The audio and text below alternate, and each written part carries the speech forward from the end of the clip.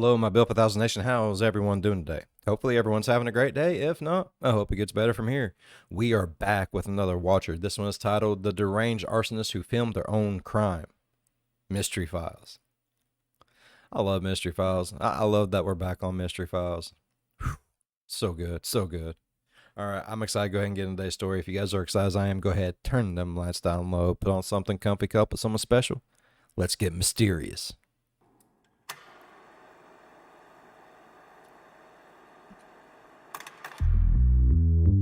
No more lies. No more lies. Arson is illegal and I denounce it unequivocally. How did that feel?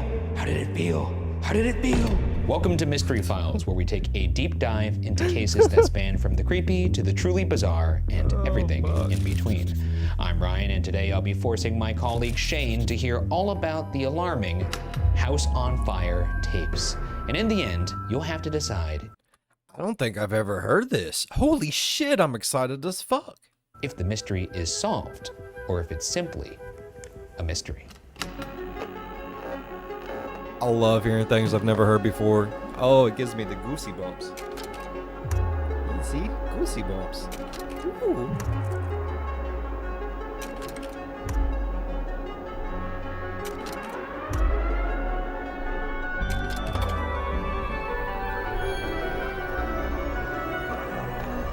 I always think Stranger Things is going to happen after we go through their intro.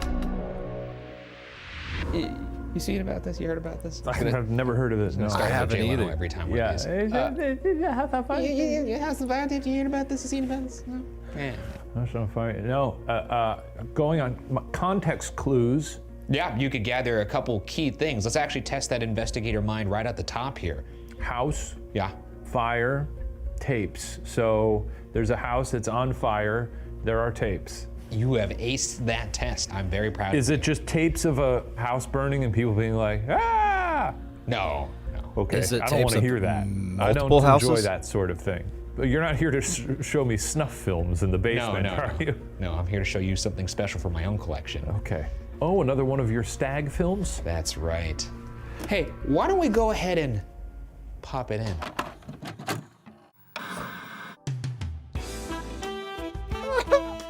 This is what it looks like when you're free from online threats, censorship, and surveillance, thanks to today's sponsor, NordVPN. Sign up for an account via nordvpn.com/watcher and do the following with me. Browse the web in public, knowing your online traffic is protected with robust encryption and a hidden, dedicated IP address.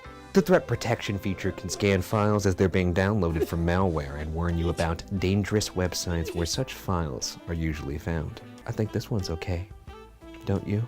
Try NordVPN products such as NordPass to manage all your passwords, NordLocker to back up and sync files in a protected cloud storage app, and utilize other features of NordVPN such as Data Breach Scanner, which informs you if any sensitive information is exposed. NordVPN is the fastest and most reliable VPN on the planet. Oh my and God. includes 24/7 customer service support. Try it risk-free now with a 30-day money-back guarantee. Go to nordvpn.com/watcher and get this exclusive NordVPN deal for a 2-year plan plus 4 additional months. Now, back to the show. Sorry. This one's for you, Vinny.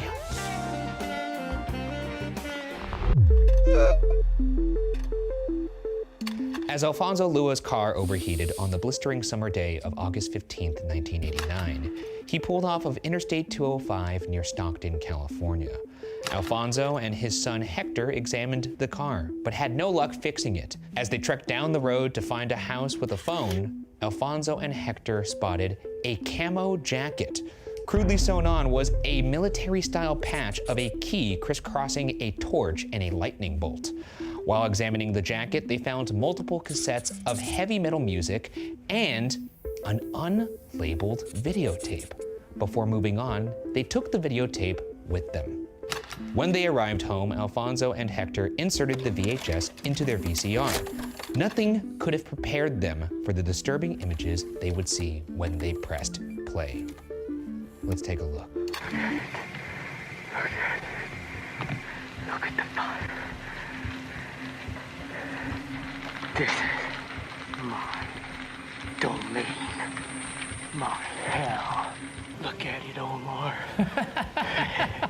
This is what I've been doing on a week's vacation. Look at the flames. Listen to the coyotes yell. Take a good look at that. And you tell me that I did not set fires. I gotta go now. But remember me.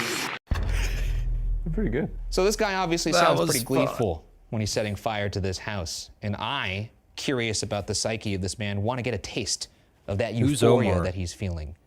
So maybe we should go outside and test it for ourselves. Here we are. You Yep. see a little model It's really nice. cul-de-sac here. Yeah. And I'm about to replicate the euphoria of setting fire to a building so I could understand why that guy was talking that way.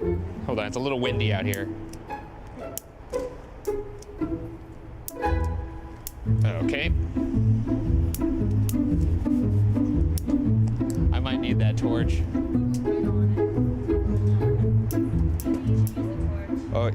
Oh wait, Shane got it. How did that feel? How did it feel? How did it feel? Pretty irresponsible. This is not good firemanship, you know? But there it goes. The house is on fire. Should we probably put Yeah, you that should out? put it out. Oh, Well, you know, I consider this a smashing success.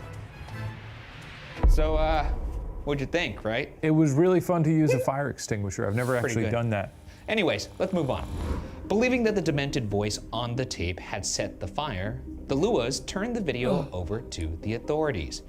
George Wells, San Joaquin County arson investigator, said that when he first saw the tape, quote, "I immediately thought that we were dealing with somebody that was disturbed," end quote.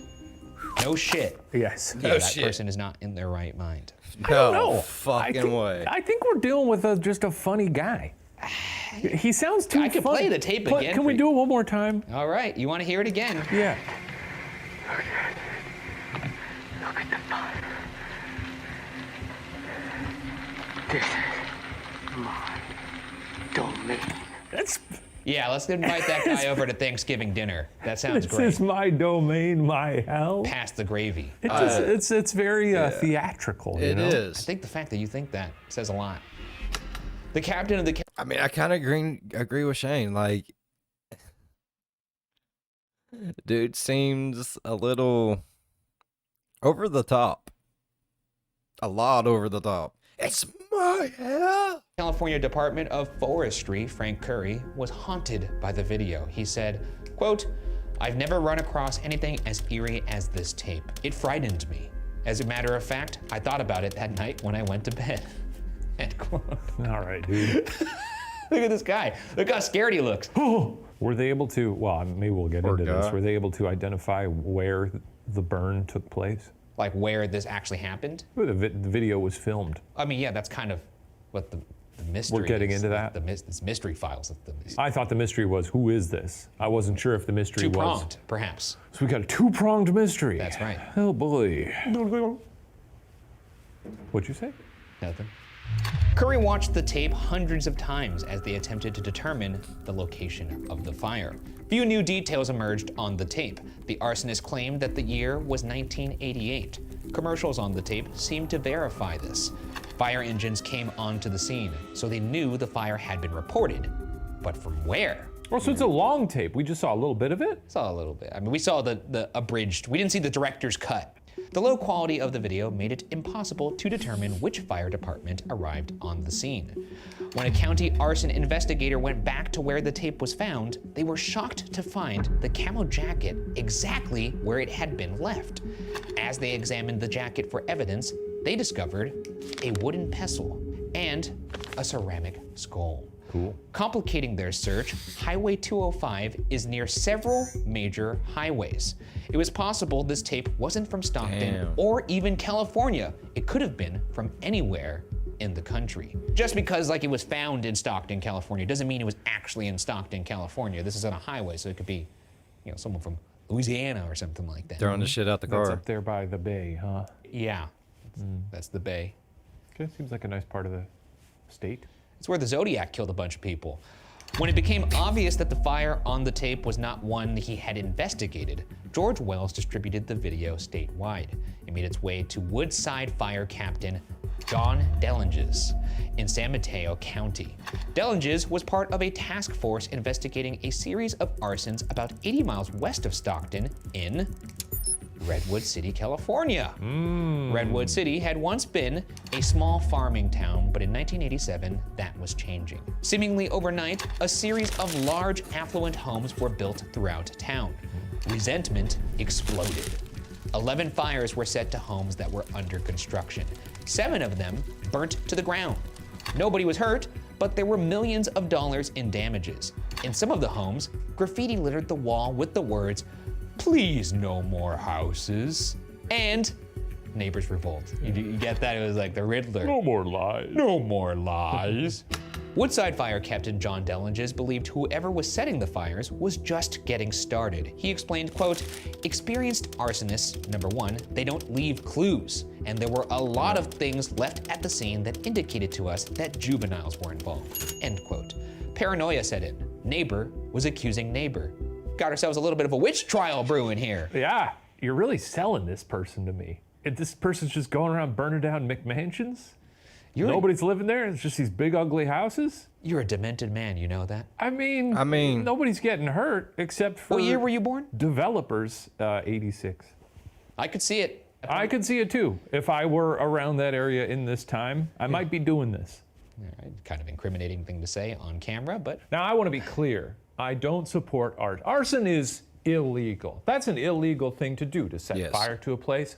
I'm just saying, this has already happened, and I think it's funny that he burned down a bunch of McMansions. Why'd you deliver that like there was someone holding a gun on you off camera? I'm just saying, nobody should commit arson. There's nothing we can do about it. No one should do that. This has already happened, and unfortunately, I applaud this person. Look, man, just admit you're a sicko. You got a poster of this guy on your wall. Arson, you're like, I love this guy. Arson is... I see where Shane's coming from, though. Like, let's tear down paradise to put on a parking lot. You know what I mean? Paving paradise to build a parking lot. Who the fuck wants to see a bunch of gaudy ass fucking mansions anyways? You know what I mean? If I lived in one, I'd be like, me. I just don't. I'm regular people. So. It's illegal, and I denounce it unequivocally, unilaterally. Why are you crossing your fingers? I applaud this person. Well, glad we delivered that very confusing PSA. Let's proceed forward. A task force of state and local officials was formed to put an end to the fires, but they raged on. In 1988, 4 more homes were burnt to the ground. One home was set ablaze with people inside. Can't be doing that. No, this is where you hop off the train. That's where I hop off the train if it's the same person, but also maybe they just made a mistake. Just look at the horror of this inferno through this window. I don't know. Fires start fast. I've watched a lot of videos of fires starting. Yeah. It would blow your mind, man. I saw Backdraft when I was a little kid, and I realized I was never cut out to be a fireman. Yeah, it's scary stuff. It looks pretty hot, though. It is kind of cool to have the big suit on. I went to a fire, like a fire department once, and I put when you're a kid, and they're like, and you got to put all this on. And like, imagine walking upstairs in this, and I'm like, no thanks. I'm gonna make YouTube videos. Surrounded by fire. The smell of smoke woke them up in time to make it. Yeah, and those suits ain't nothing to mess with. I worked in a nursing home for a while, and I was taking care of this one fella. He was a firefighter way back when. He was a private detective now, and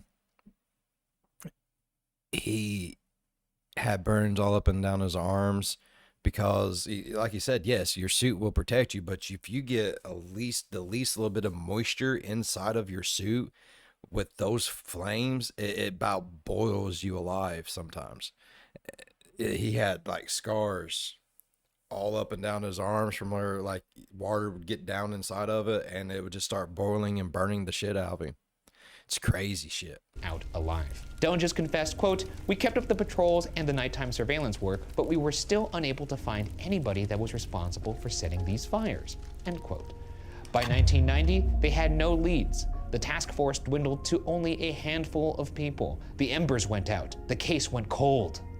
Until the Stockton arsonist tape came into John Deranged's hands. Realizing he had recorded all the fires for investigation and training purposes, Deranged set up 2 TVs side by side and reviewed each tape he had against the arsonist's video, the house on fire tape. Eventually, he came across one that fit. Here's a screenshot of that side by side. He's like Morgan Freeman setting up all the TVs in Batman. We're just gonna talk about Batman this entire episode. Everything burns. I think this guy fancies himself to be somewhat of a Batman.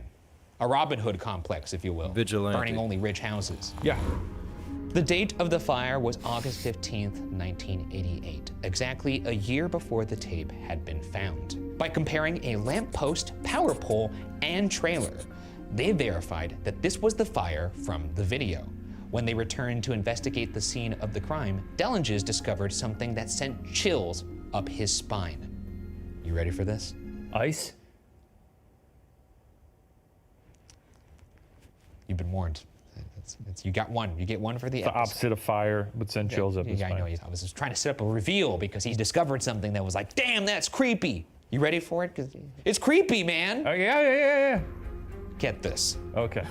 To get his vantage point, Just busted poor Rod's bubble all over the fucking place. Poor guy, he's just it fucked him all up. the arsonist must have shot his video from the bushes nearly 50 feet behind where Deranged was taking his own footage. He recalled, quote, "To have somebody who was setting fires and hiding up in the bushes behind me filming the same fire that I'm filming, I've never, ever had this happen to me before," end quote. Well, no shit. That would be weird if that had happened to you multiple times. I don't know why. That hasn't happened to most people. Yeah, but the idea that this person is so confident in their ability to set this fire and remain undetected, they're literally squatted behind them 50 yards back, just taking footage. Honestly, it's people are going to be preoccupied trying to put the fire out. Fires are loud. They demand attention. If there's ever a time where you're probably okay to hide out and just enjoy your work, yeah, that's probably it. I don't agree with that logic. That would be like if you murdered That's somebody. why you're not an arsonist, brother. Well, yeah, what a shame. Apparently you are. No, but I could be if I wanted to. You're making me wonder. You tell him, Clearly Shay. it worked. Clearly it was a great time to Well, film the fire. here's also, like, I'm gonna break out a human emotions 101 for you because I do think this is something you struggle with. When somebody does something bad, Yeah. the idea is like, oh crap, I did something bad, I might get caught. Yeah, but this is a sicko. But the idea that they're so bold that they're gonna sit there, despite the possibility of getting caught, is still insane to me. Have you ever ding-dong ditched someone? Yes. That scans. You never have? No, I haven't, because I was a good boy. I think it's funny. No. I mean, I don't now. I did as a child. But did you run away or did you sit there and watch? We ran away to a spot where we could watch them. That's the whole point. Now I'm understanding your psyche. Yeah. If I ding-dong ditched somebody, I would run away and just keep running. The whole point of ding dong ditching, you're not like ding dong and then you run away and go, I wonder if anyone ever answered the door. No, That's you're supposed true. to go hide in a bush and be like, That is true. That is true. He's got a point. it's a harmless prank. It is. Maybe I just don't It's have the not mind arson. of a sicko. Now, to be clear, I never did that ding dong ditch thing where you put a flaming bag of poo poo on the doorstep. That does make me feel like you have done that, though. No, I've just seen Billy Madison. Dylan just called a meeting of the task force. It was time to get to the bottom of this. Oh, I love it. You know what time it is. It's corkboard time. Let's get into those theories. Hell yeah. All right, let's get to the bottom of who the hell started that fire. Who's Omar? Theory one, an upset neighbor. Any reactions to an upset neighbor just off the top? That scans. Neighbors get upset. Yeah. Within some of the burned down houses, phrases like "no new houses" were spray painted onto the walls. This led authorities to believe that a resident upset by the new construction was behind the arson. In the late 80s and early 90s, Redwood City's per capita income was $20,292. Nearly 10% of the town lived below the poverty line. But with the tech boom happening in nearby Silicon Valley, urban sprawl crept into their rural town. These new homes were upwards of 6,000 square feet, costing over $700,000 in 1989. Burning these homes to the ground resulted in millions of dollars in losses. The residents of Redwood City began turning on each other. Deranged said, quote, "Everybody was suspicious of everybody, and everybody was saying, I think my neighbor might be doing this," end quote. What is this goofy smile? I think it's fine. I love it. I'm loving every moment. He's an of it. anarchist. Well, I just, you're gonna move into a town and build a bunch of big ugly houses. That's true. I don't Also, like Silicon Valley, we're rooting for them. No. Burn all their houses down. I just don't want to root for people to have their homes burned down. That's just me. I agree to some extent. Okay. While many believe the construction was the motive, some believed it was an inside job. Which brings us to the second theory. Theory 2, a disgruntled construction worker. Ooh. On the video, one name is repeated multiple times. Omar. You got it. You nailed it. Omar coming. My hands are a little sweaty from this. Jesus. Well, I'm gripping this. Yeah, you really are. Really gripping it. Officers knew finding Omar was the key to this investigation. But who was he? Captain Curry theorized, who's our favorite captain because he has such a fun name. Wait, have we met him? He's the guy who was frightened, Terrified? couldn't go to sleep after Couldn't watching sleep it at 100 times. Couldn't kiss his wife. Captain Curry theorized, quote, is Omar the construction person that maybe hired this person and fired him and made that a revenge motive for the fire, end quote. With the police knowing that the arsonist had slipped through their fingers as he filmed from behind them, this would explain how the arsonist was able to do so and easily avoid capture. He knew the ins and outs of the location due to working on the buildings. Yeah. Of course. Yeah. Whether he was an accomplice or a victim, the police knew they needed to find Omar. They had a dangerous individual on their hands, but they feared that even darker forces could be at play. Theory 3, Satan worshippers. Ooh. Yeah. Okay. But before we get into that theory, why don't we jog our memories with this? Look at the fire. This is my domain. My hell. Look at it, Omar. This is what I've been doing on a week's vacation. Look at the flames. Listen to the coyotes yell. Yeah. Take a good look at that. And you tell me that I did not set fires. I gotta go now. But remember me. That part's my favorite part. But it sounds to me like it's not. It sounds like this Omar dude was like setting fires before and was like, no, you little bitch, you can't set fires. This is what I do. And then he's like, oh no, I'm setting fires. And then he made this video like, hey, Omar, look, I can set fires too, bruh. I mean, ain't that what it sounds like to you guys? Am I stupid? Probably. Don't answer that. You don't think this is an incredibly funny Oh, I think it's person? super funny. Okay. Especially that last part. I gotta go now. I gotta go now. I gotta go now, my mom's calling me. From the first moment they watched the tape, people feared they could be dealing with a Satan worshiper. This spark of an idea was fanned when they uncovered the camo jacket with a ceramic skull and pestle found nearby. The patch on the jacket matched no known military emblem, but was contained inside a burnt orange pentagram. Investigators claimed the kind of pestle discovered was used to grind herbs said to be used in occult ceremonies. Could the fires be some kind of ritual? An attempted sacrifice to Satan? They needed to put an end to this reign of terror before this person's crimes escalated to violence, which is often the case with arsony. Does that happen? Yes. Well, didn't know that. So now that we've kind of laid out the lay of the land here, what are you feeling? Upset neighbor? Disgruntled construction worker? Or we have over here Satan worshippers? I think maybe a don't think none combo of of 1 and 2. What's about Omar though? Were they never found Omar? Well, I'm gonna ask you about this first, and then maybe we'll talk about it Omar. I would guess 2 with 1 being a close second. I would say if the police were any good at their jobs, they would be able to probably look at the staff or crew that was working on that, find out if there was an employee named Omar. Yeah. And especially if Omar took a week's vacation. Yeah. Pretty easy to figure that out. You would think that, and that's good process on your part. So Yeah. just to be clear, you're saying 2 and then 1 with a close second? I would 1? say probably 2 because Omar does sound like maybe referring to taking a week off. That makes it sound like they're co-workers. I've seen you've been scribbling away there. Anything of note? I wrote 1989, Alfonso, son is Hector, found funny tape, guy doing funny bit, Joker-fied stuff 100%. Video is of house on fire, burning down McMansions, nice. Omar, Redwood City, tech boom. I'm sure you could make sense of all that. Well, let's see how close you were with your guess. Made quite a bit of sense. With a depleted task force and no solid leads, they reached out to the public. Somebody out there knew Omar.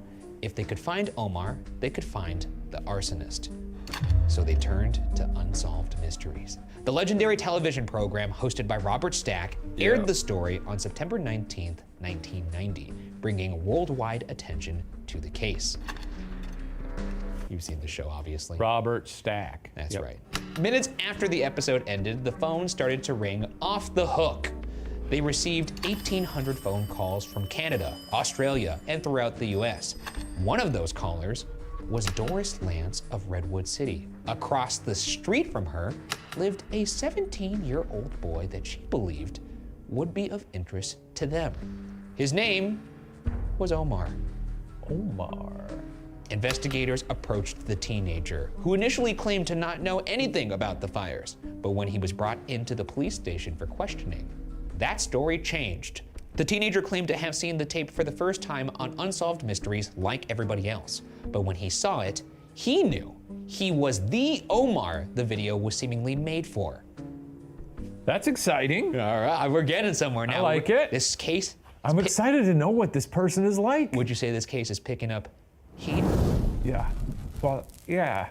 Steam, heat, sure, heat. Yeah, getting hotter. Less of a cold case by the minute. You know? It's a hot case. It's a hot case. I can't even touch it. Ow, the case is hot. Don't touch that case. Put that case in the oven. Yeah. Omar knew that he was the Omar mentioned in the video.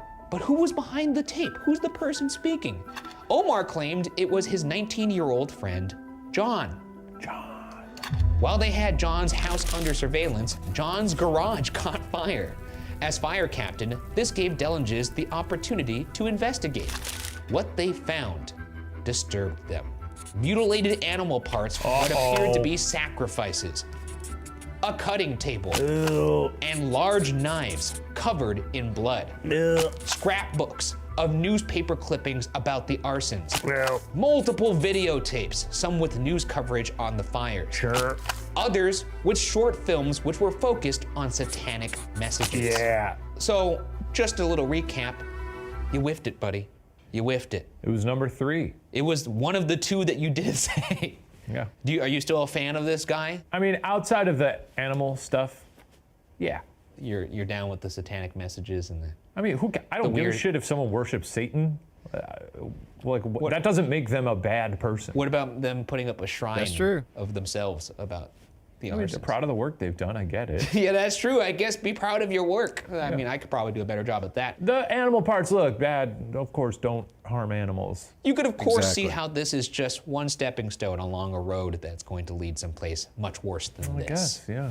Also really funny that the only reason they were able to go and search his house was because his own house caught on fire. Not great. Pretty funny. Not great at what Don't he's even need a warrant. Yeah. Your house is on fire. Yeah. All right, let's move forward here. On September 27th, 1990, John was brought to the police station. Did John set it on fire, or was it like an actual accident? Did the police set it on fire so they could go in? Between tears, he cried. I always get amused by criminals that cry when they're like realizing what they have done. Yeah. It brings me great joy. Sure. You know, I think all criminals should be brought to justice. Indeed. You know, their emotions, you know, that's between them and God. I'm a fan of justice. Yeah. I'm glad he cried. Vigilante. That's right. You're out there in the streets. People I'm don't not know this. He's out there in the streets. I am out. You're not supposed to. He's out there in the streets. You've probably met Brian Bergara before. Anytime you feel a chill in the night, that's him. We were under agreement that would remain private. He watches you from the shadows. Between tears, he gave his confession. Not only did he set the fire on the tape, but 14 others. He was linked to the destruction of 11 additional structures and 15 grass fires between 1987 and 1988. Real firebug. I'm responsible for some grass fires myself. Smoking weed. Yeah. The damage he caused totaled more than $2 million. When asked about the case, a police spokesman said, quote, "There's no motive. We don't know if there are other suspects involved or not," end quote. Despite his confession, he pleaded guilty to only a single count. In February 1991, Omar was also found guilty on one count of arson in connection with a January 1989 house fire in Redwood City. Notably, the house was located close to the one that was on the tape. The rest of the fires technically remain a mystery to this day. Recalling that the son of Sam had escalated from lighting 2,000 fires to murdering 6 people, the authorities were worried that they were headed down a similar path. That guy was an arsonist? Yeah. 2,000 fires? Yeah. That's a Well, you got to think about it. If a fire numbers, gives you some sort of like weird perverse joy, yeah, then eventually Destruction. that's going to run out. Yeah. And you're like, all right, what's going to light my candle now? Right. Oh, Jesus, dude. You know? This is what you said, it sounded really creepy. This is what these people are It creeps. did. Yeah. Well, Apparently you're a hero. I didn't say it was my hero. In so many words. Deciding to focus on rehabilitation instead of retribution, Omar served time in juvenile hall, while John was committed to a state mental hospital. What did Omar do? You need a pal to do guess. weird things. Yeah, I I mean, guess you so. and I should know that better than anyone else. You need a pal to do weird things. Due to them being minors at the time of the crimes, the case file is sealed to this day. Well, so it appears we've cracked this one, baby. Just a couple of kids having fun lighting McMansions on fire. Well, not quite having fun. You know, they accidentally did a floopser when they maybe lit one on fire that some people were in. Don't do that. Don't go lighting anything on fire, okay? Well, yeah, Don't mutilate animals. I was just about to say, people having some fun, doing millions of dollars of property damage. A bucket list for Shane, essentially. You know what you light on fire? An Apple store. Can I say that? I don't think you could say that, but I can say that you shouldn't say that, so that way we could keep it in. That's the kind of thing that I would say if I were irresponsible, and I don't suggest you do that. Don't light an Apple store on fire. Just digging deeper and deeper. That's you with the shovel right here. Just whoop. I said not to. But then you said 2. No, I said not to. I can clip it. I could clip it. Don't do it. How the jacket with the tape ended up near Stockton is still unknown. However, if it weren't for this tape and a busted radiator, John may have never been found, allowing him to follow the deadly path other arsonists blazed before him. Instead, he was found before he could harm another human being, and we could officially consider this mystery solved. My biggest critique here, after hearing all this, Yeah. get a better name. The House on Fire tapes? It's pretty good. It's not. I mean, I think it's pretty good. I was intrigued by this case name just by the case House on name. Fire tapes. I thought It's The only one Hellfire tape. tapes, you know, something like that's that. actually no, that actually is pretty good. This is my hell. Hey, look, I'm not titling these, okay? It's also confusing because he's a Satan guy, but he's like, this is my hell. You should be loving it. Maybe it Well- was a positive thing. Well, the way he said it, This he is wasn't, my hell. He wasn't saying like, Kicks oh, this is ass." my hell. He was saying it like, oh, this is my hell. Yeah. All right, well, I guess it's solved. Another solved case. Yeah. Hey, we're solving them like hotcakes. We're not solving them personally, but we're relaying the info from people who solved them, so therefore we're kind of like Yeah, solving them. we're doing God's work. We are. One last good Why Batman not? reference to close it out. Ryan, take it away. Well, I don't what have does he one say? off What does the, he say? What does He's Batman? Batman say? I You am can't go the not night. yet. Not yet. He's always- Just prove to you I'm that it's Batman. full of people willing to believe in good. Some men, Oh, that's good. some men just want to watch the world burn.